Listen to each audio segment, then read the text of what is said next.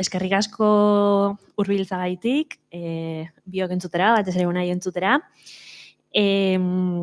Gaur Unaik idatzitako liburua aurkeztuko dugu eta aitzakia hori aprobetxatuta etxebizitzaren korapioaz aritzeko aprobetxatu nahi genuen. Ni iratzen naiz, Lab sindikatuko kidea, eta Unai EHUko hirigintza eta lurralde antolamenduko irakaslea da.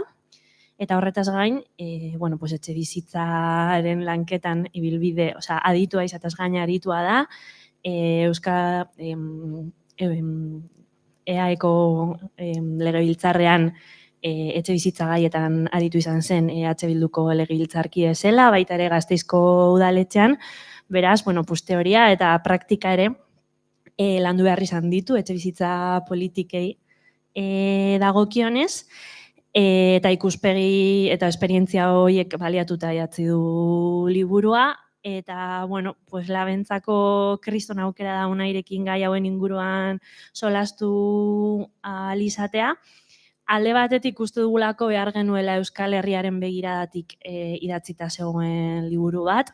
Komentatzen egon gara justo liburu pilo bat daudela etxebizitzari buruzkoak liburu denda honetan, baina, etxebizitza problematikak Euskal Herrian ere eta Euskal Herriko geografia ezberdinetan forma ezberdinak hartu ditu eta sarritan ezagunagoa egin zaigu etxebizitza problematikari buruzko diskursoa Madriletik zetorrena adibidez, eta oso gutxi ezagutzen dugu adibidez Ipar Euskal Herrian egiten ari den etxebizitzari buruzko borroka.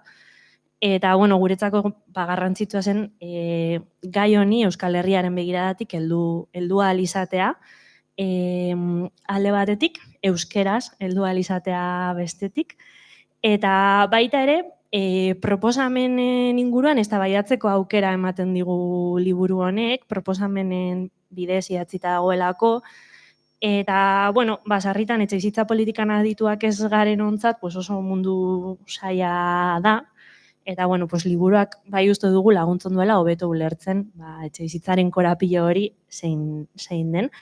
Orduan, eskertuak.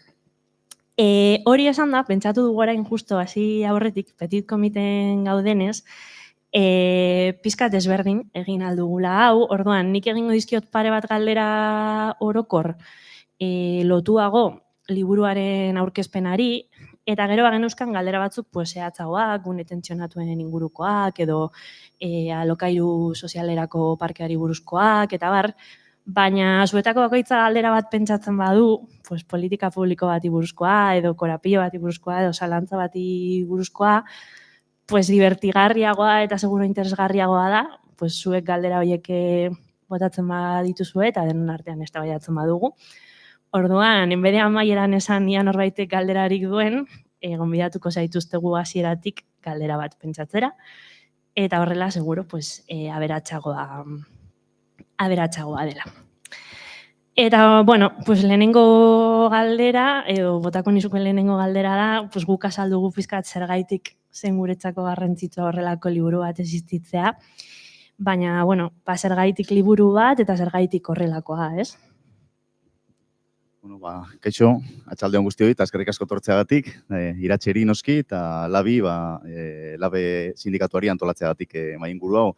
Plazer bat da hemen egotea, Iruñean, eta espero dut barkatuko didazuela, hanka sartzen baldin badut, hemengo etxebizitza politikei buruz ez ditut hainbeste kontrolatzen EAEkoak bezain beste, eta gaia oso teknikoa da zenbait kasutan, baina nik uste ere, badaudela zenbait orokortasun ere partekatzen ditugunak, eta zentzu horretan, iratxegia esan du, arrazoietako bat liburu hau egitea da, hain zuzen ere, azken boladan, liburu desente ateratzen ari dela etxebizitzaz, baina Euskal Herriko begiradarekin nahiko gutxi, ezta? Egia da badagola Euskal Herritarren baten liburua, baina nik uste gehiago dagoela idatzita beste parametro batzuetan eta Madrilgo eta Bartzelonako errealitatetik, han esate baterako ezberdintasun handi bat da askoz ere alokairu gehiago dagoela, etxe jabe handien eta putrefuntsen arazoa askoz handiagoa da hemen baino, eta gero inoiz ez dituzte aipatzen bidasoatik iparraldera gertatzen diren gauzak, eta nik uste zenbait kontu nahiko interesgarriak gertatzen ari direla azken boladan, esate baterako orain ari gara hemen area tensionatuen kontuekin, baina han ja abendutik badauzkate alokairuak mugatuta, edo beste kontu batzuk, ezta, pisu turistikoen aurrean, nahi baizue, gero komentatzen ditugu. Zergatik egin dudan liburua, hori esateaz gain, nik uste niretzat oso momentu ona izan delako, egon naizelako politikan lau urtez, eta han ikusitakoak eta ikasitakoak iruditu zait garbira pasa nitzakela, politikan zaudenean, eta ni oposizioan egon naizenez gainera, beti zaude ia erreakzionatzen, etengabe, eta beste batzuek eramaten dute, ez dakit, alor propositiboagoa edo, eta zailagoa da horri aurre egitea, modu propositiboan, eta iruditu zaite momentu hona zala, hain zuzen ere hori egiteko, eta horrexegatik liburuan, zuzenean, ez dakit ondo ala gaizki egin dudan, baina zuzenean antolatu nahi izan dut soluzioetara pasatuz, ezta? Uste dut arazoa nahiko argi dagoela zein den, hemen denok ez daukagula etxe duin baterako sarbiderik, eta zentzu horretan iruditu zaite antolatu behar nuela ja liburua soluzioetan. Eta orduan pentsatu dudana izan da, 3 atalka antolatzea liburua, badaude neurri batzuk politikoagoak direnak, eta zentzu horretan etxebizitza eskaintza handitzera bideratuak direnak, beste batzuk ekonomikoagoak dira, eta zentzu horretan etxebizitza merkeagoak lortzera begira proposatu ditut, dekalogo bat dago beraz alor politikoan, beste dekalogo bat alor ekonomikoan, eta azkenik gizarte alorrean edo alor sozialean beste 10 neurri, batez ere bideratuta etxebizitzaren alorrean ziurtasun gehiago edukitzera. Uste dut, eta hori bereziki maizterrengan pentsatuta dagoen atal bat da, iruditzen zaidalako gehiagora doan kontu bat delako, eta zentzu horretan maizterrek behar dutena iraunkortasuna dela haien kontratuetan, lehen egon gara komentatzen, ez da, kontratu bat berritzen den bakoitzean, prezioek igotzen dutela, egia esan neurriak lotuta daude, baina nik horrela antolatu dut, ez da, politika, ekonomia, gizartea, nahiko sailkapen klasikoa, eta, iruditzen zaite, danak egingarriak direla, hori bai, interesgarria litzateke oso argi ustea, danak aldi berean edo aplikatu behar ditugula, zeren oso ulergarria da, bakarrik zentratzen baldin bazara, alokairuen prezioak mugatzen, ez baldin baduzu eskaintza ere nolabait handitzen, kontraproduzenteare izan daitekela hartutako neurria, osasunean pirula bat ardezakegu, kentzeko min bat, baino horrek sortarazi dezake ultzera bat urdailean, eta zentzu honetan etxebizitzan ere antzeko zeozer gertatu daiteke. Eta beraz hartu behar dira gutxienez gehienak aldi berean, eta gero baita ere denbora luze batez, ezta?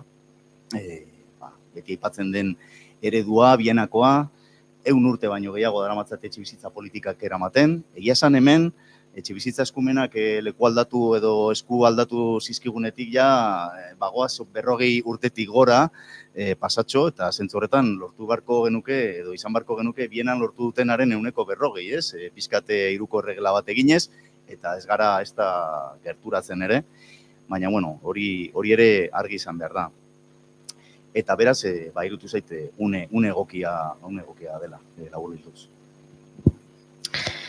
Hain zuzen ere, aipatu duzu, bienan urte daramatzatela etxebizitza eskubidea bermatzaren aldeko politikak egiten, hemen urte asko daramatzagu kontrako norantzan, etxebizitzaren merkantilizazioan sakontzen duten politika publiko eta neurri ekonomikoak ezartzen, eta zentzu horretan agian bada une bat, non precisamente lortu den, pertsona askoren borrokaren fruitu ere bai, hori auzitan jartzea, etxebizitzaren merkantilizazioa auzitan jartzea, eta etxebizitzaren nozioa eskubide bezala, berriro ere eztabaidagai jartzea, Nafarroko araudian, EAEko araudian jasotzen dira, etxebizitza eskubide subjektiboa jasotzen da bere horretan, baina ikusten dugu nola gero horren agian itzulpena reala, praktikoa, ez den, eta jendeak ez duen etxebizitza duin baterako sarbidea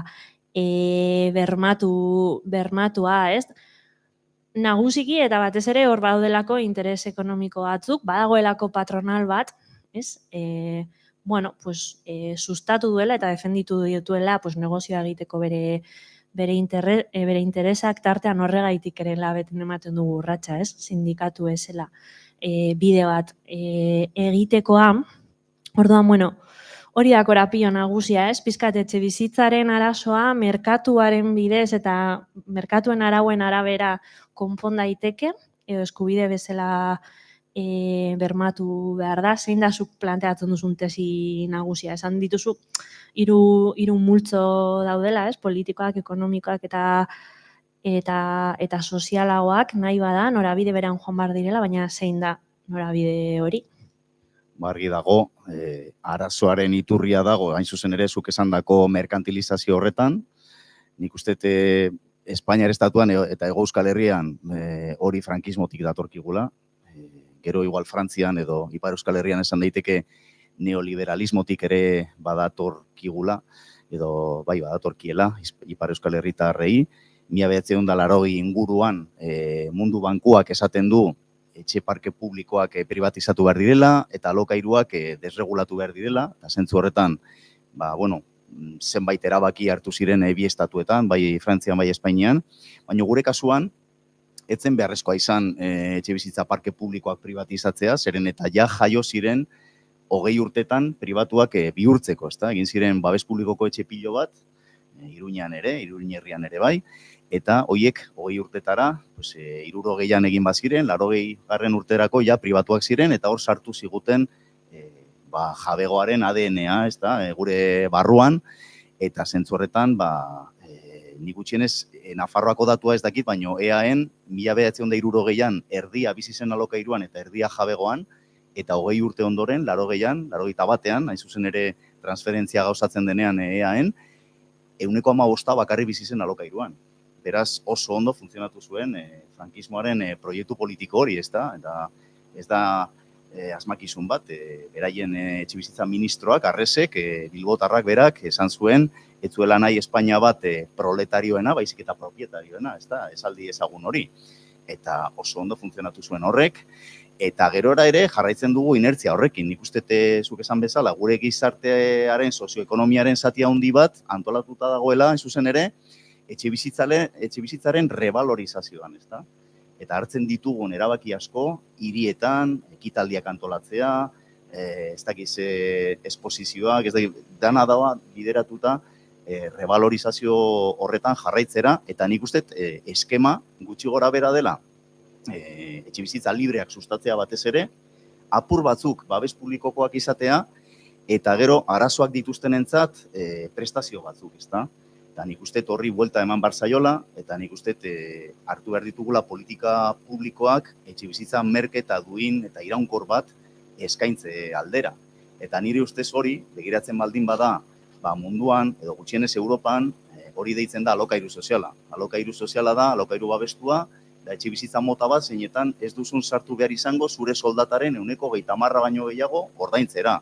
Nik uste nahiko adostasun zabala dagoela kopuru horretan, kobratzen baldin badituzu 1.000 euro hilabetean 333 ordaintzea, 3.000 kobratzen badituzu 1.000 ordaintzea hilabetean, hor kokatzen da, nik uste funtsa, ezta? Eta gainera izan beharko litzateke universala. Askotan aipatzen da, berriz ere aipatuko dut Bienan, baina Bienan ez da bizi bakarrik familia pobre bat alokairuan. Baita ere, klase ertainekoak edo klase ertainekotzat jode ditzakegunak batzuk aukeratzen dute alokairuan bizitzea. Zergatik, badaukatelako iraunkortasun bat, eta badakitelako bizitza osoa eman dezaketela hor. Nik ez dut esaten orain danok alokairura joan behar garenik, baina gutxienez, eskura izan behar dugula aukera bat, osasunean edo hezkuntzan daukagun bezala, sistema publiko, merke eta duin bat izateko gure eskutan. Hori, nik uste hor jarri beharko genukela helburua, igual ez nago ezer iraultzailea esaten, baina uste dut administrazio publikoek ez dutela jartzen hori helburu bezala, igual jartzen dute helburuaren portzentaje batean, eta gero ikusten dituzu dirua sartzen dutela neurri batzuetan eta kontrako norabidean doazen beste neurrietan, nik uste hori ez dela produktiboa, ez dela lortu beharko genukena, eta nire uste zer da lortu beharko genukena, hemendik 10 urtetara Europako batezbestekora ailegatzea alokairu sozialera dagokionez. Horrek zer esan nahiko luke. Oraintxe bertan Europako batezbestekoa badago etxebizitza guztien 11% gutxi gora bera alokairu sozialekoa da, Bidasoaren iparraldetik, Bidasoaren iparraldera dauden etxe kopurua alokairu sozialari dagokionez 11%koa da, eta hegoaldera aldiz 2,5 da EAen eta Nafarroan 2,1 inguru. Beraz, laukoiztu barko genuke nire ustez alokairu sozialeko kopurua. Hau oso lotuta dago esate baterako gazteen emantzipazioarekin. Ipar Euskal Herritarrak joaten dira gurasoen etxetik 5-6 urte lehenago, Hego Euskal Herritarrak baino. Ikaragarrizko zera ezberdintasuna da, behar bada beste arrazoi batzuk egon daitezke atzean, igual kulturalak, ez dakit. Baina ez daukat zalantzarik etxebizitzaren afera oso lotuta dagoela horrekin, zentzu horretan ikusten gazteek han daukate eskura kopuru handiago bat, alokairu merke bat, gutxi gora bera, edo alokairu merketzat jo daiteken etxebizitza batzuk dauzkatela Euskal Herritarrok dauzkagunak baino, ezta? Eta gero, badago beste kontu bat, eta da oraintxe bertan, behar bada, etxebizitzaren revalorizazioa ez da arazo bat, etxe bat ja daukagun ontzat, edo hipoteka batean sartu garen ontzat, baina bai gazteentzat noski lehen aldiz etxe bat erosi behar dutenentzat izugarrizko arazoa da, eta izugarrizko arazo bilakatzen ari da alokairu librean daudenentzat. Beraz, uste dut, hor, zenbait neurri hartu behar ditugula, zeren jendea alokairu librean oso gaizki pasatzen ari da, eta konturatzen ari dira, azken 10 urtetan batez ere, zailtasun handiak daudela etxe bat lehen aldiz erosteko. Eta nik uste, dano kontziente garela, zuk esandakoa, batez ere burbuilaren adreiluak estanda egin zuenetik, etxebizitzaren arazoa oso larria dela, larritzen ari dela, oraingo prezioek pasatu dute, gainditu dituzte burbuilaren estanda baino lehenagoko prezioak, eta zentzu horretan, inkluso nik uste gobernuak, Jaurlaritza, Nafarroko gobernuak konturatu da, hor arazo handia daukatela, diskurso aldatzen ari da, esango nuke, baina nik oraindik ez dut ikusten aldaketa handirik eginkizunetan, jardueretan edo soluzio benetakoetan. Bale, bueno, beraz, gutxi gora bera bi hildo edo bi neurri ez, alde batetik alokairu sozialerako parke publiko iraunkor bat eraikitzera bidean garatu beharreko estrategiak, eta bigarrenik, agian tangiblena dela, ez, etxebizitzaren prezioari, muga bat jartzea.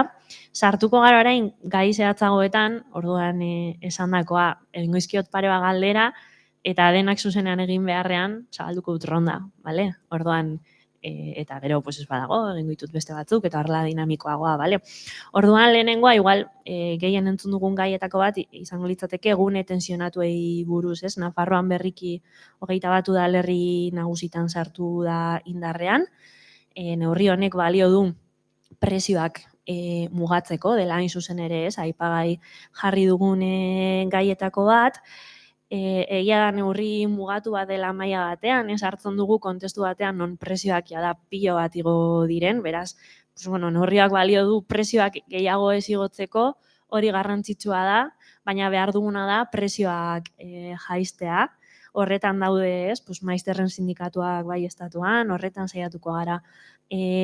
Baita gu ere, eta guretzako horregatik zentzu horretan, naiz eta balorazio baikorrak egiten diren oro har gune tentsionatuen inguruan, oraindik ikusteke dago zertarako ematen duten peluzera, batez ere trampak agertu direlako honetan ere, ez?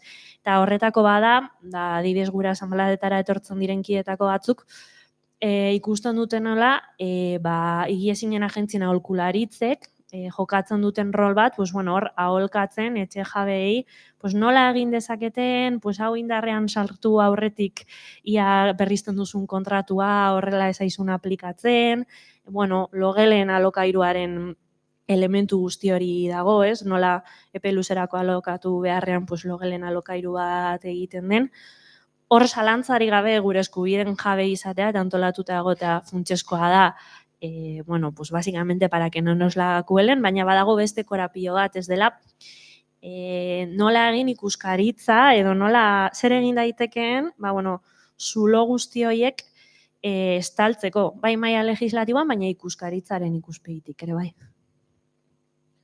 Bai, nik esango nuke, begiratu beharko genukela non aplikatu den denbora luzeagoz neurri hau, alokairuen muga, eta kasu honetan Kataluniara begiratu beharko genuke, eta bertan, ja daramate ia 2 urte, eta antza datuek esaten dute alokairuak jetzi direla gutxi gora bera, area tensionatuetan 5%, Bartzelonan handiagoa dela 6% ere bai, eta gero bai jeisten ari dela eskaintza, ezta? Murrizten ari dela eskaintza nolabaitean. Hor zenbait arrazoi egongo dira, baina horietako bat da zuk aipatu ezuna, ezta? Segurazki trampa nagusia izaten ari da aldi baterako alokairuetara eramaten ari direla zenbait alokairu, horrek ekartzen duena da, aplikatu ordez, ley de arrendamientos urbanos edo hiri arrentamenduen legea aplikatzen da kode zibila, ezta? Eta beraz, ez die afektatzen alokairuen muga. Claro, hori iruzur bat da, eta iruzur bat den enean, salatu behar da.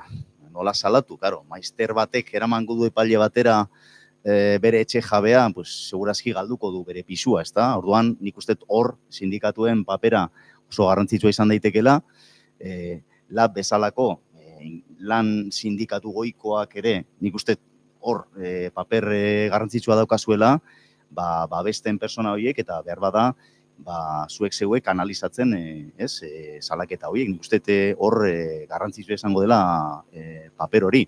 Kontrol gehiago behar dela, noski, baina, bueno, beste edozein gaitan bezala, ezta? Nik adibidez liburuan ez dut berezik hitz egin horri buruz, gainera iruditzen zait marko hori ere eskuinari oso ondo atorki dagoela, kontrolarena, zeren beti ari dira saiatzen, gutxienez nik ikusten dut askotan saiatzen direla lotzen deskontrola, SMI edo RGIaren diru laguntzekin, eta kriminalizatu nahi duten neurri batean alokairu publikoa da, alokairu babestua, hori oso argi ikusten da nik gutxienez Gasteizen Bozentoko kazetari bat dago, arrepatzen baldin badute norbait alokabide da bertako enpresa publikoa alokairuak eramaten dituena, jatxiz gramo gutxi batzuekin ja narkopiso lerroburuetan irakurtzen da, ezta?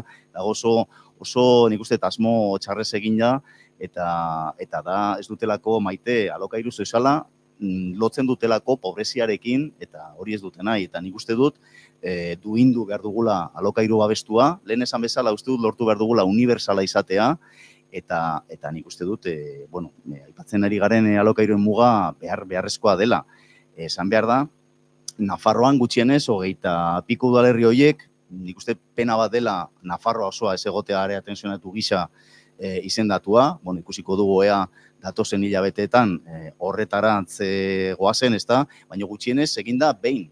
Eginda prentsaurreko bat, baina EAen ikusten ari gara udalerri egiten ari dela hau tantaka, ezta, eta bakoitzean prentsaurreko bat ematen da, ezta. Nik uste gehiago zenbait kasutan ikusten da pixkat asmo propagandistikoa, ezta. Nik uste interesgarriena edo aldarrikatu beharko genukena da, alde batetik ez izatea borondatezko aplikazioa, ze adibidez komunitate batzuk esan dute ez dutela aplikatuko, igual guri bosta joala zaigu, EAen eta Nafarroan aplikatu dela esan da. Baina, gero, borondatezkoa denez ere, bakoitza aplikatzen ari da bere ritmoan, ezta? Gipuzkoan, Ipar Euskal Herrian abendutik dago, 24 udalerritan, Lapurdin, alokairuaren muga. Nafarroan, area tensionatuak apiriletik izendatu ziren, baina uste dut alokairuaren muga uztailetik dagoela martxan, eta, karo, EAen bakarrik Gipuzkoa dago urritik, eta Araba eta Bizkaia oraindik ez daude mugatuta. Orduan, nik uste oso egoera desorekatua gertatzen ari dela.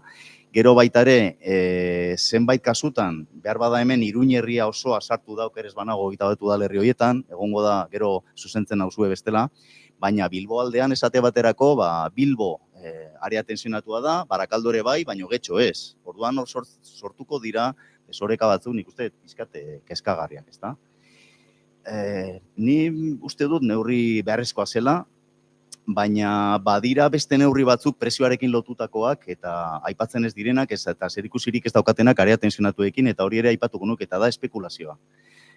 Espekulazio mota ezberdinak daude, nik liburuan aipatzen dut bat lurzoruen erosketaren inguruan dagoena, hor zeo zer egin barko genuke, tanteo eta retraktoz erosteko aukera batzuk eskaintzen dizkigute legeek eta uste dut erabili beharko genituzkeela gehiago. Gero badago beste espekulazio bat eta da hirigintza espekulazioa. Ja planak aprobatuta daudenean promotoreek nahi duten epeak epeekin eraikitzen dute, hiri handi batean, Iruña batean, baldin badukate promozio bat irekita ez dakit edo hasita ez dakit non, hori bukatu eta saldu arte ez dute beste hau egiten. Eta, karo, ez dute betetzen plan honek daukan data, edo ze datak ere planen parte dira, orduan hor espekulatzen da, ezta? Da nik uste, interesgarria izango zala, zoruen desklasifikazio automatiko bat egotea, hainbat urtez garatzen ez diren promozioetan, ezta? Nik uste antzeko zer daukazula Nafarroan udalerriz gaindiko lurralde plan sektorialetan, PESIS famatuetan, hor administrazioak, gobernuak badauka aukera, nahi badu, kadukatuta edo iraungita bezala izendatzeko PESIS bat, uste Dianan adibidez, bazegoen golf zelai bat eta urbanizazio bat horren inguruan eta hori kadukatutzat edo iraungitzate jozen, beste batzuk ez dira, adibidez Gendulaingoa oraindik martxan dago, eta aspalditik dago planifikatuta, nahi dutenean aktibatuko dute, igual gero kontatzen diazue zerbait horren inguruan, ze hori ere aipatzen dute liburuan. Eta zentzu horretan gero badago beste espekulazio bat jaetxeak eraikita daudenean, eta da espekulazio finantzieroa, ezta? Nik uste hori ez genuela ezagutzen 2013 baino lehenago hainbeste gutxienez, baina Europatik eta Espainiatik, hori ja gobernu zentraletik, Madrilgo gobernutik hartutako zenbait erabakik, erakarri dituzte putre funtsak eta bestelako inversore batzuk, zergatik, fiskalidade bat egin dietelako haien neurrira, ezta? Osea, Socimi batek ez du ordaintzen soziedade zergarik, eta hemen lan egiten duen edozein enpresak, bai, ezta? Orduan zentzu horretan badago, eta baude kasu gehiago, Golden Visa izeneko gauza bat egon da, ezta? Erakartzeko kanpoko finantzak erosteko etxe bizitzak, ez? 500.000 eurotik gorako etxe bizitza bat erosten baldin bazenuen, herritartasuna saltzen zitzaizun labur esan da. Nahiko harrigarria da, ezta? Batzuk botatzen ditugu, migrante batzuk eta beste batzuk alfombra gorria jartzen zaie, ezta? Argi dago eskubide batzuk eros daitezkela hemen. Eta zentzu horretan espekulazio hori finantzieroa ere ikutu beharko dugu, desmantelatu beharko du, desmerkantilizatu beharko dugu, eta nik uste horretan sindikatuak eta borroka soziala oso garrantzitsua izango dela. Nik uste burbuilaren estandata gero, hipotekek kalteturikoen plataformen lana oso garrantzitsua izan zen, salatzeko zenbait abuso, batez ere gure hipoteketan zeuden zoru klausulak, esate baterako, ezta? Edo IRPH-ren klausula, beste klausula batzuk, eta orain horiek alokairura ere joaten ari dira, eta nik uste horre ere, adi egon behar gara, eta pixkate kolektibizatu behar dugula borroka hori. Espekulazioarekin lotuta, badago beste etxebizitza mota bat, ez badela espekulazio gai bihurtu den etxebizitza bat, dela urte luzetan eraiki ditugun babes ofizialeko etxebizitzak privatizatu izan direnak azken urteetan. Zorionez EAEn eta berri beranduago Nafarroan hartu dira neurriak hemendik aurrera eraikitzen direnak berez ezin privatizatzeko, espekulaziorako aukerak mugatzeko, baina etxebizitza parke publikoan hitz egiten den momentu batean, azken 35 urteetan laguntza publikoarekin 55.000 etxebizitza eraiki dira Nafarroa publikoan, osea Nafarroa garaian. Osea, hori izan ahalko litzateke parke publikoa, eta agian orain ez litzateke hainbeste eraiki beharko, ez? Babesturiko etxebizitzak izateko.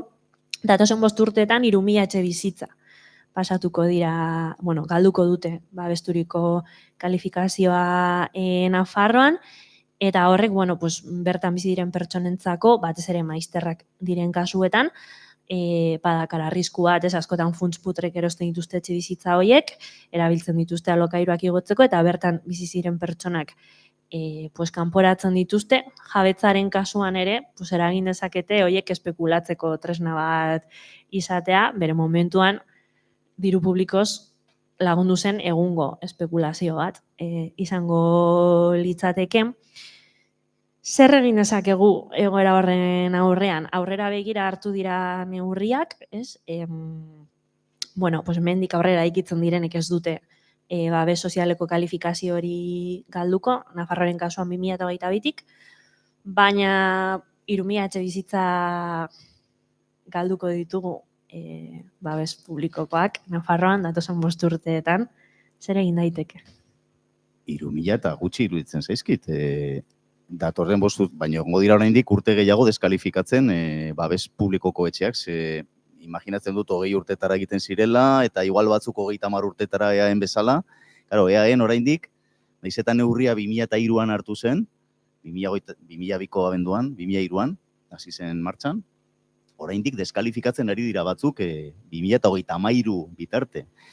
Ikaragarria da, EAeko zifra gutxienez, hemen esan duzu 55.000, han 60.000 deskalifikatuko dira, 2003tik 2033ra bitarte, eta beste 60.000 ja permanenteak betireko dira. Beraz, gutxi gora bera 120.000 babes publikoko etxe eraiki ditugu guztion diruarekin, edo guztion diruak balio izan du hori egiteko, gero askok promotore pribatuek egin dituzte, baina, bueno, babes publiko batekin, eta zentzu horretan ikaragarria da, ezta? Eta oso harrigarria da Espainiar estatuan bakarrik jarri dala permanentzia edo iraunkortasun hau EAen, Nafarroan eta okerez banago Katalunian dago. Osea, ez dago beste lekurik, beste leku guztietan, Ayuso egiten ari den etxebizitza guztiak, orain hasi dira eraikitzen mundua bukatzera joango baliz bezala, babes publikoko etxe guzti horiek deskalifikatuko dira, eta da lotsagarria zer nolako trasbasea gonden kapital publikotik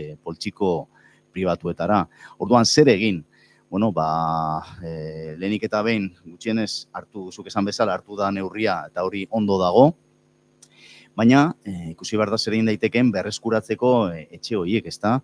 Orduan, bueno, nik hemen aipatzen ditut pare bat kontu, bat izan daiteke, tanteo eta retraktoaren eskubidea aplikatzea zenbait salmentetan, claro, babes publiko etxe horiek ja bihurtuko dira libreak. Orduan, nik uste zenbait kasutan oraindik liberalizatu ez badira, tanteos eta retraktos eskuratu ahal izango lirateke, neurri izango zen, neurri hori aplikatu daiteke behar bada oraindik liberalizatu ez diren etxe horietarako, zer egin dezake gobernuak, erosi batzuk eta gero alokairu sozialean jarri, ezta? Baina, ja liberalizatu baldin badira, egin daitekena da Bartzelonan hartu zuten neurri bat, nik uste nahiko interesgarria dena, eta da izendatu zuten udalerri osoa tanteo eta retraktorako eremu, eta zentzu horretan salerosketa bakoitzaren berri eman behar zion notario elkargoak edo notario bakoitzak udalari, esan ez, zaizu, pisu hau salduko da, prezio honengatik eta hemen, ezta? Ezaugarri hauekin, bale, interesatzen zait edo ez zait interesatzen esaten zuen udalak, eta claro, ikusten denean, zuk esan bezala putre funtseak sartzen direla erostera eraikin oso bat, edo, bueno, ikusi aztertu behar da ze dirutan saltzen den, eta aukerak baldin badaude, muskulo gihar ekonomikoa baldin badago, propioa edo berar bada maileguren batekin, ze Katalunian ere hor Europatik zetozen maileguak lortu dituzte horretarako, jar daiteke gobernua, kasu horretan Bartzelonako udala, eroslearen posizioan eta erosi etxe bizitzak, ezta? Eta horiek noski alokairu sozialera bideratu. Nik uste hori ere, nahiko bide interesgarria izan daitekela, hori ez da aplikatzen EAen Nafarroa garaian, eta nik uste hasi beharko ginatekela aplikatzen berandu baino lehen, bai. Bale, jarraitu horretik, zabalduko dugu ronda pixka bat, ez dakit norbaitek galderari daukan, kurritzen zaion problematikaren baten ingurukoa. Liburuan 30 neurri daude, osea, kasi edo zerreri buruz aldi oso galdetu. Ez dakit, animatuko,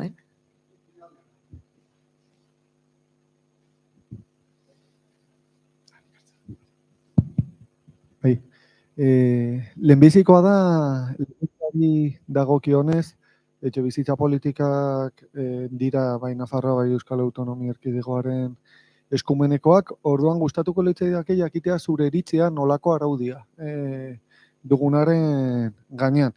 Beregunean, gogoan dut onartu zenean EAEko etxe bizitza legea, iragarri zen lau haizeetara etxe bizitza izango zela aurrerantzean eskubide subjektibo, ni ez naiz gaian aditua, baina realitatea da eskubide subjektibo bezala aitortzen dela, baina oso eskubideen titularra dagoen aurreikusia arauan oso murritza da, oso baldintzapen gogorrak ezartzen direlako, ez?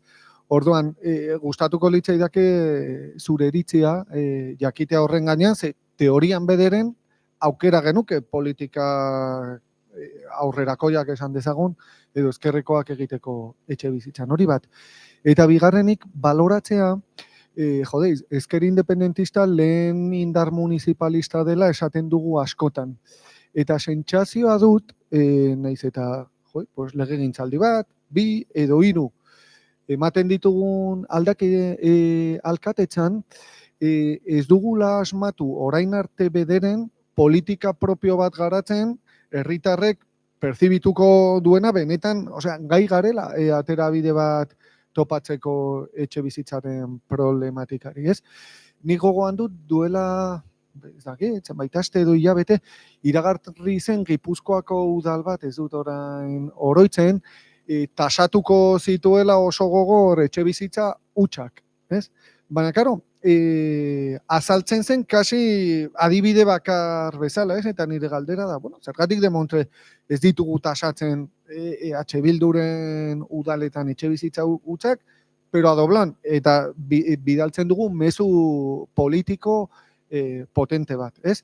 Edo oso esperientzia politak badaude, eta aurrerako inkluso iraultzaileak, okerez banaiz horeretan ematen ari dira hainbat urrats, baina dirudite loretxo bat olako basamortu batean. Orduan, bigarren galdera da, zer egin daiteken udaletatik eta egiten ari garen aldena udaletatik. Bueno, etxe bizitza eskubide subjektiboarena arrazoi dezu saldu zala oso modu, ez dakit, zaratatsuan, gogora dezagun Erkorekak garai hartan, EAJ-ko politikari garrantzitsua izan da esan zuen mundu mailako dei efektua sortuko zuela etxe bizitza eskubide subjektiboa aitortzeak. Karo, zer egin du EAJ horren aurrean, EAJ zegoen gobernuan, PS zegoen oposizioan, Bildu ere noski, eta atera zen lege hori oposiziotik. Nahiko interesgarri izan zen, ez da. Orduan, gertatu izan dena da, nire ustez, legea nahiko ona dela, baina gero aplikazioa galgatu dela, frenatu dela, ahalik eta gehien, ez da. Orduan, esate baterako, etxebizitza eskubide subjektiboa aitortu zaie, ia pobrezi absolutuan bizi zirenei bakarrik. Urtetan eta urtetan, 2015 aprobatu zen legea, pasaden urtera arte, ez da eguneratu kopurua, eta persona bakarra baldin bazinen, ezin zenituen kobratu 9.000 euro baino gehiago urtean. Osea, pobrezia absolutuan bizi behar zinen, etxebizitza eskubide subjektiboa aitortua izateko. Tarain, eguneratu dute, 15, despentsa asko igo dutenik.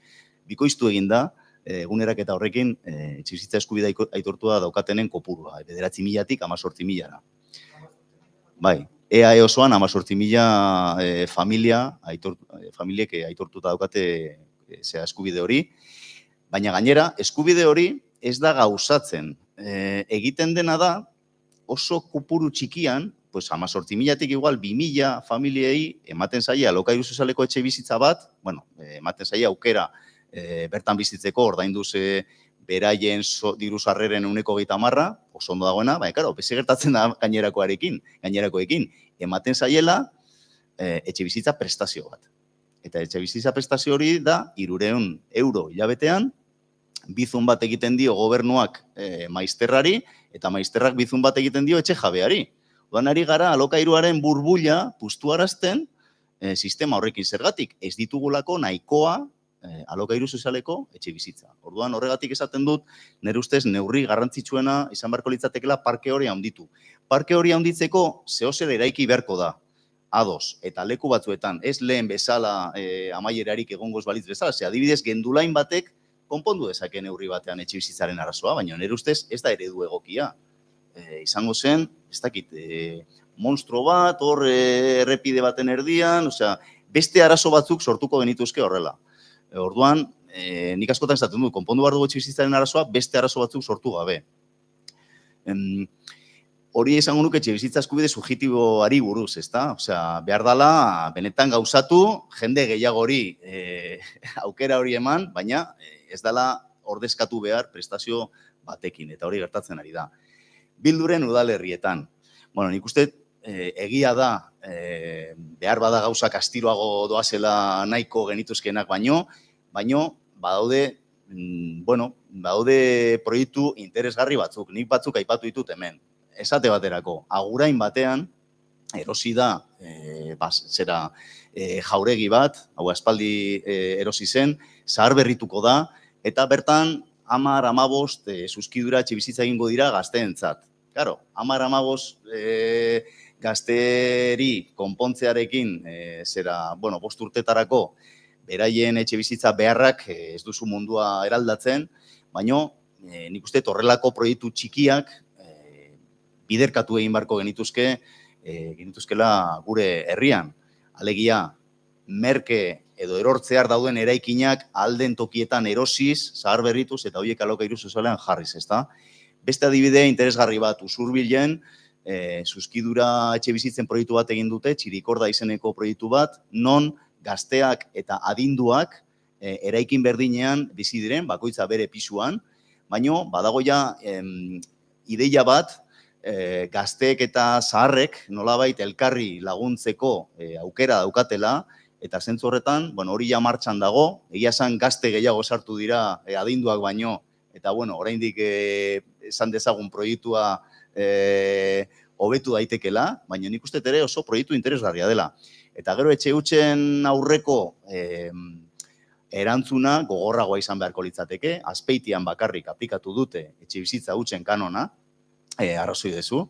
Kanon hori da 10 euro ordainduko dira metro karratu bakoitzeko urtean, beraz 70 metro kuadroko pisu normal batean, ordainduko dira 700 euro urtean, hutsik mantentzen, enpeinatzen bada, tematzen bada jabea, ezta?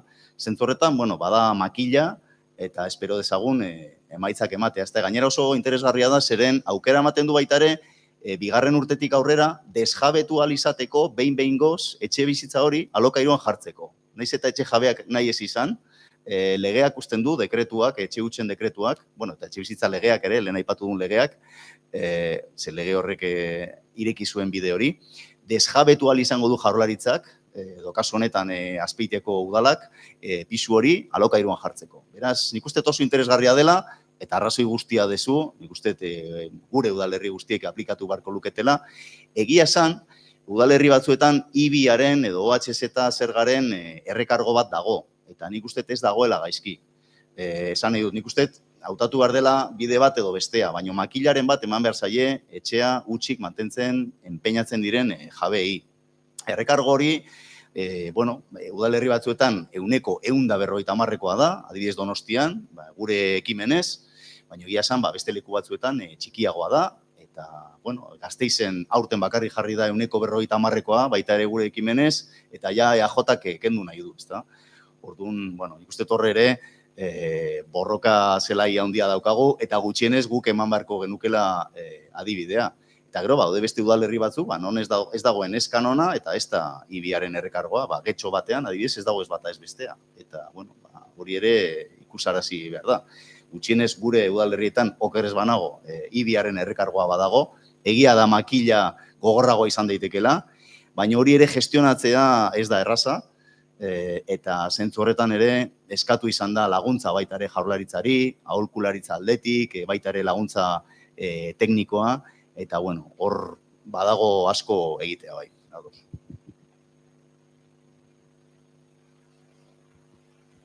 Kaixo, nik ere aprobetxatuko dut, zaudela, galdera batzuk egiteko, eskerrik asko tortzagatik eta azalpen hauengatik. Lehenengo, eman nahi nituzke Nafarroan dauden datu askoren artean, 3 datu niretzako behintzat oso deigarria dienak. Bat, orain dela gutxi errepikatzen hasi zen kontseilaria, eta da 1980 urtetik onera berak dionez, 58.000 etxe bizitza dien Nafarroan intzienak besofizialeko etxek, kalifikazio horrekin. Horrek, esan nahi do, kalifikazio hori mugagabea balitz, Nafarroa momentu hontan parke osoaren 18% izango litzatekeela publikoa. Eta momentu hontan aipatu euneko 2 pikoa dago, baina hemendik urte gutxitara pasatuko da 1 baino gutxiago izatera. Datu hori oso deigarria da nire ustez, horrek ez du baldintzatzen inondik inora merkatuko prezioan eragiterik eta parke publikoa zeinen eskasa den erakusten du. Beste bada kontrola eta inspekzioa, bai haidie gune tensionatuak izendatzen, haidie neurri batzuk hartzen, baino inspekzio eta kontrola ia ez dago momentu hontan. Nafarroan etxe bizitzari dagokionen inspekziorako plaza bakarra dago momentu hontan eta ez dago beteta. Orain abendun beteko da eta orain badirudi, hainbat eskara inditugunez ere, beste 2 plaza irikiko dituztela, aterako dituztela, baina da ikaragarri, alokairuen prezioak mugatu behar dira, neurri asko onartzen nahi die, baina hori kontrolatuko duenik ez dago. Eta hortik dator gero, aipatu duzun, holako fraude ikaragarri hori gaurkoz, ikusten baldin badugu, idealistan sartzen baldin bagara, aldi baterako kontratuen eskaintza ikaragarrigo da esagerazio bat. Hori kontrolatuko duenik momentuz ez dago.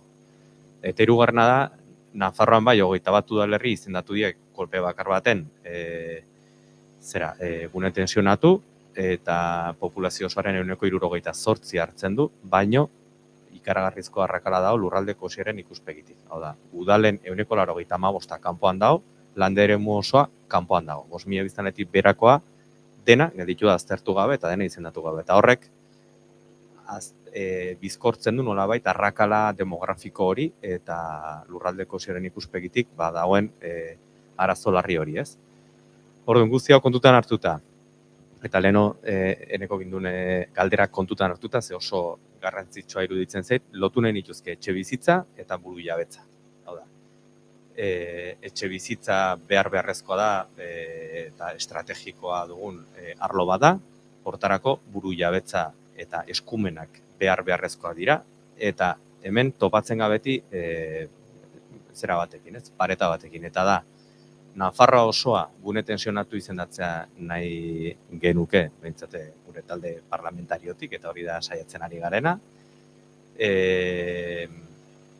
Gobernutik esaten dutena da, ez dagoela ziurtasun juridikorik. Azken finen, prezioaren mugatze hori Madrildik onartu behar delako, eta ez baldin badago operazio minimo bat, urtean 20 operazio ez baldin badaude udal bakoitzeko ezin dela eman. Hemen udal txiki oso asko daude, eta operazio maila hori duen oso gutxi daude. Orduan, eskumen hori, buru jabetza hori ez baldin badaukagu, oso zaila dago hori praktikara eramatea.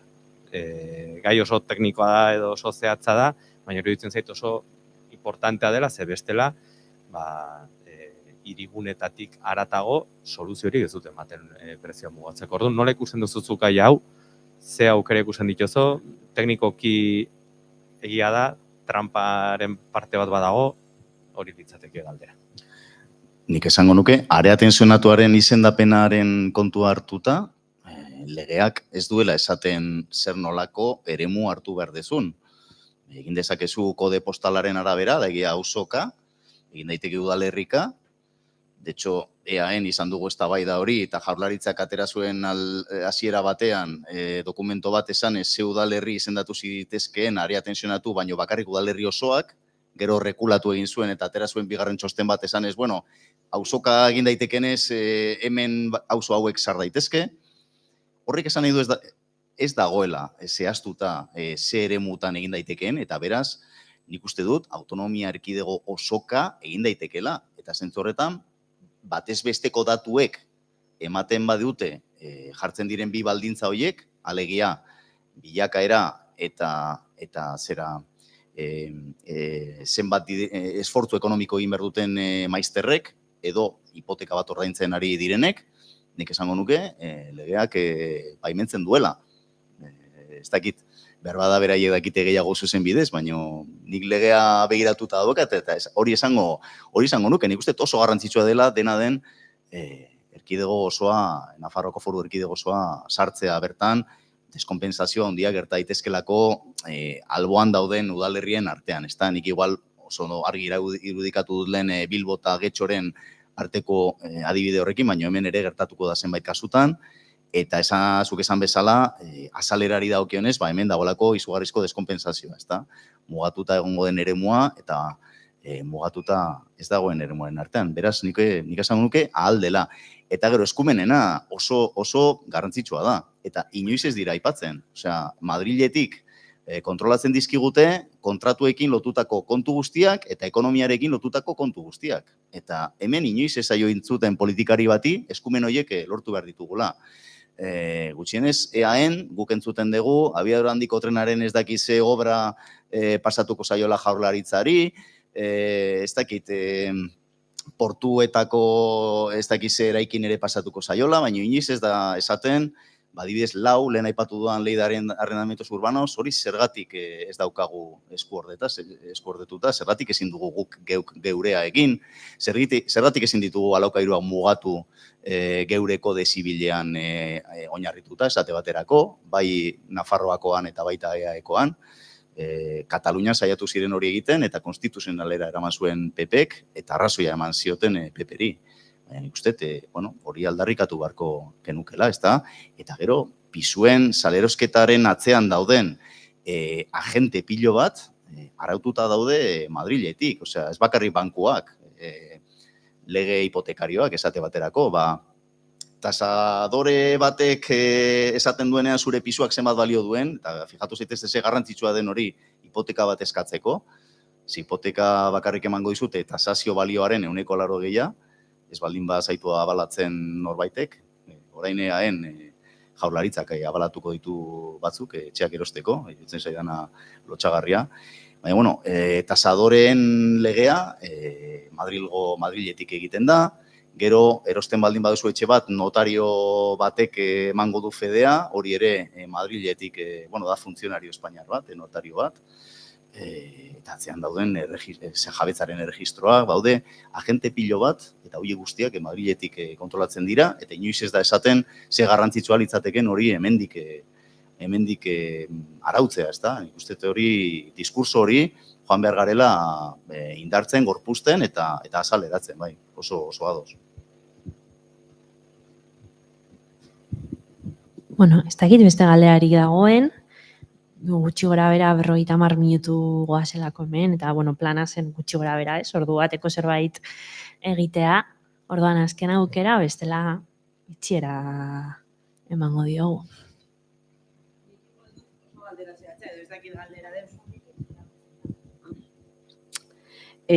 Baino beste egunean adibidez ikusi nuen Teleberrin agertzen zela etxebizitzaren kontuarekin eta alokairua mugatzearen kontuarekin inmobiliaria bateko pertsona bat esanez, uste dut zela Donosti, ez dakit non, gertatzen ari zena zela, kentzen ari zituztela alokairu eskaintza pila bat, eta hortaz, geratzen ari zirela maizterrak, edo gizartea geratzen ari zela alokairuan bizitzeko aukerari gabe.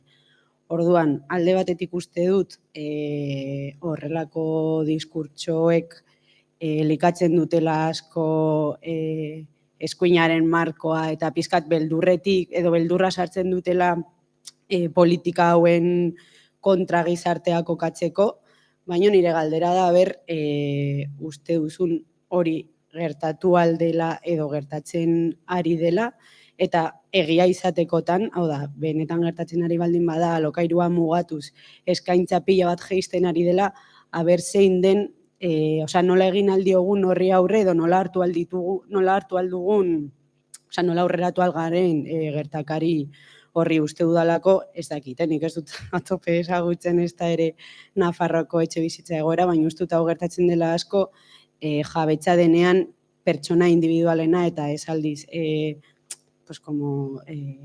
funts putre oso handiena, edo ez bakarrik horrelako kasuetan, baizik eta gehiago eskaintzak kentzen dituztela, edo hori zen jartzen zuten marko arroio pertsona batek ikusten du bere etxea merke jarri behar duela, eta eta hortaz nahiago du utzi etekinik ez ateratzea baino. Eta bizgartatik.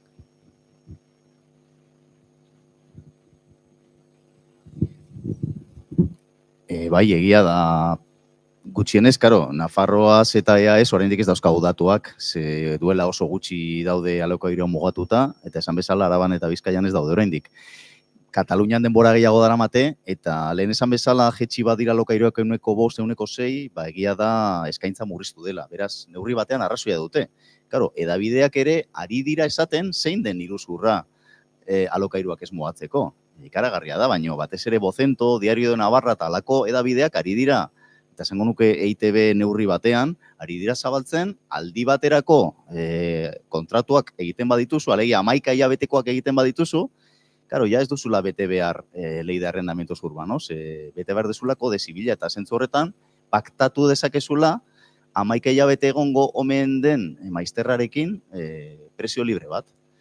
Orduan, karo, nik uste dut eskatu behar dena da, alokairu kontratuetan zehaztea, zein den zure egoitza, zure lehen egoitza, ze aldi baterakoa baldin bada, izango duzu lehen egoitza bat beste nonbaiten. Orduan, hori zehaztu barko litzateke, eta gero baita ere esatea, ze arrazoirengatik egiten den aldi baterako. Claro, hau, oraingoz, ez dago derrigortuta. Orduan, nik uste lortu beharko genukela hori derrigorrezkoa izatea. Madrilen badago lege proposamen bat, okerez banago, eztabaidatzen, oraindik ez da aprobatu, pixkat ezartzeko neurri horiek. Nik uste norabide honean doazela. Zeren eta esan daiteke nolabaiteko zulo bat zeukala etxebizitza legeak, Espainiako etxebizitza legeak gai honi dagokionez. Nik uste ez dela oso zulo handi bat, esan nahi dut. Zuk nik alokatzen badizut, ni etxe jabea banez, alokatzen badizut pisu bat 11 hilabeterako, eta ez baldin badaldi baterako, iruzur bat da. Esan nahi dut, zuloa, bueno, egia da zuloa txikitu daitekela. Orduan, goazen txikitzera, eta gero goazen ere, kolektiboki erantzutera eta salatzera etxe jabe horiek. Nik uste hor, nik uste sindikatuek paper polita indezaketela lehen esan du, bezala.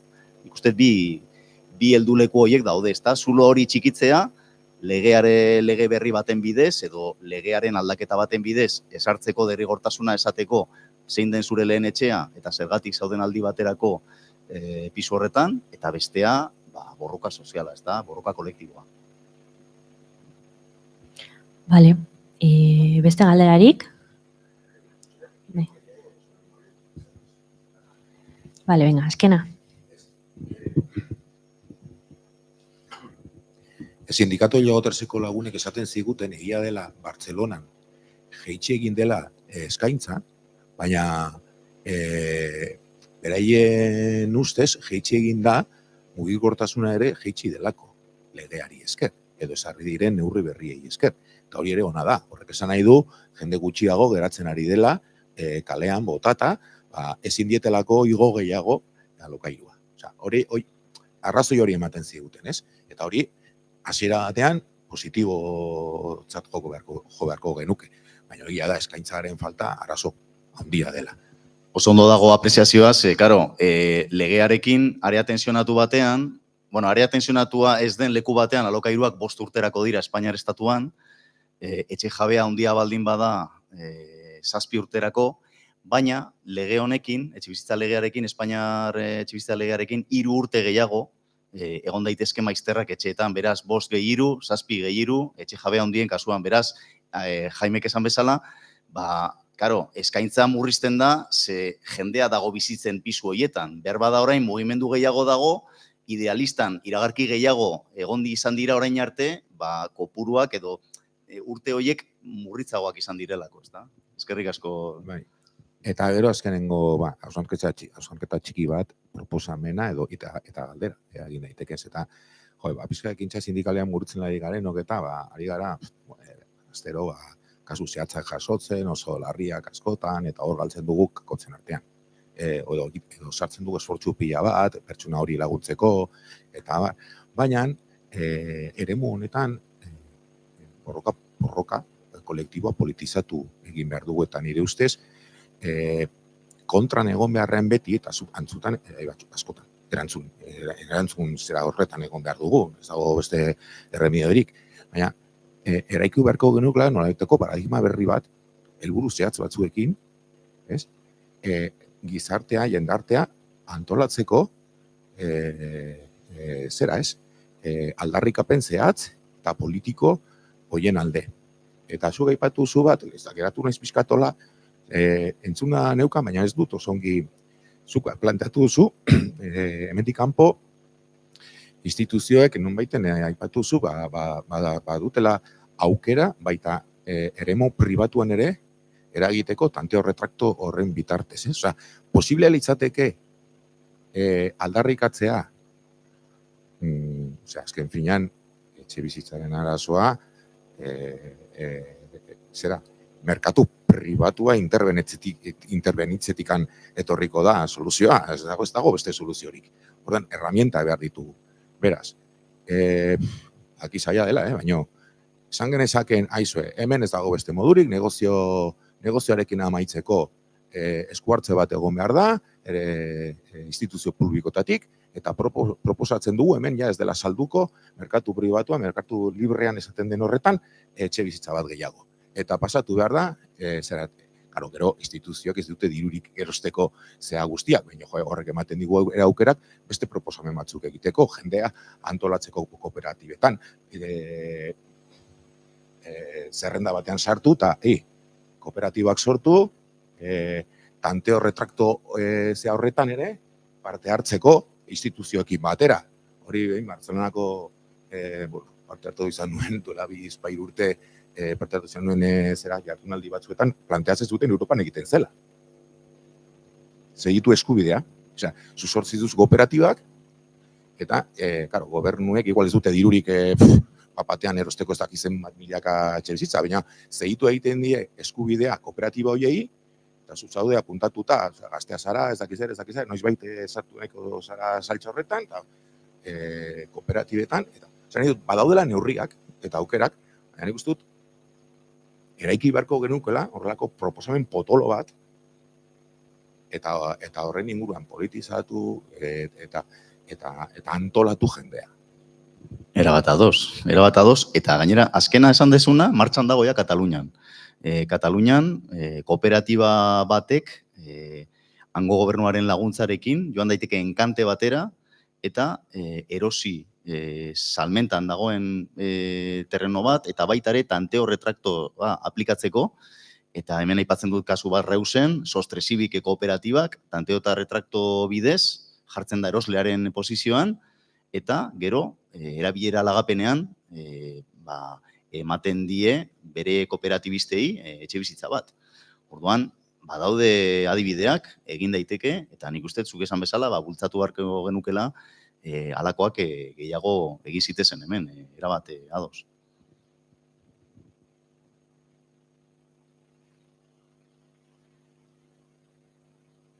Bale, listo, hemen utziko dugu, ez? Eskerrik asko nahi, beti plazer bat zurekin etxebizitza politiki buruz ikastea. Guretzako labentzako garrantzitsua horrelako espazioak egotea, askotan arrotzak egiten zaizkigulako eztabaida hauek, eta, guk badakigu, gure eskubideak benetan egikaritu daitezken lehenengo urratsa dela hauek ezagutzea. Eskubide gehiago eta kasu honetan etxebizitza eskubidea nola gauzatu daiteken, zen neurri politikoa har daitezken jakitea, eta antolatzea, horiek horrela izateko, gu horretan ari gara, hemengo gehienok badakizue, baina esango dut, laben etxebizitzan eroman antolatu garela, sindikalismoa egiteko, patronalaren estrategiaren aurrean, badakigulako langileok etxebizitzarekin arazoak ditugun tresnarena dela kolektiboki antolatuta egotea, baina ez hori bakarrik, nekok lehen galdetu du etxebizitza eskubide subjektiboaren inguruan ikustut definizio horian egin zenean, egin zela ikuspegi pizkat partzial bat zegoenean etxebizitza arazoarena, zela etxebizitzaren arazoa da pertsona batzuk daukaten arazoa etxebizitza bat eskuratzeko, eta nik uste dut egun gertatzen ikusgarri geratzen ari dena dela klase ikuspegitik badela arazo bat. Etxe bizitzarena merkantilizatua dagoenean, gehiago edo gutxiago, langileok ez dugula biderik etxe bizitza modu duinean eskuratzeko, eta beraz, laben ikuspegitik ez da bakarrik maister batzuen arazo isolatua, baizik eta klase ikuspegitik da arazo bat. Horregaitik antolatu nahi dugu elkartasuna, horregaitik uste dugu lab tresna dela horretarako, eta eraldaketa sozialerako sindikatu bat garen einan, horregaitik ezagutu nahi dugu, ze neurri har daitezkeen, ze aldarrikapen egin ditzakegun, etxe bizitza eskubide bezala bermatzeko, eta horretarako etxe bizitza parke publiko bat, sistema publiko bat, eraiki ahal izateko, eta agian hori izan behar da orain dugun gatazkaren zerumuga bat, ez? Lortu nahi dugu etxe bizitza sistema publiko bat, langile guztiok etxe bizitza eskubidea bermatua izan dezagun. Beraz, eskerrik asko etortzagaitik, eskerrik asko galderagaitik, ze errestu duzue pizkat hau atseginagoa izatea, eta espero dut zerbait ikasi izan guztiok, eta onarte.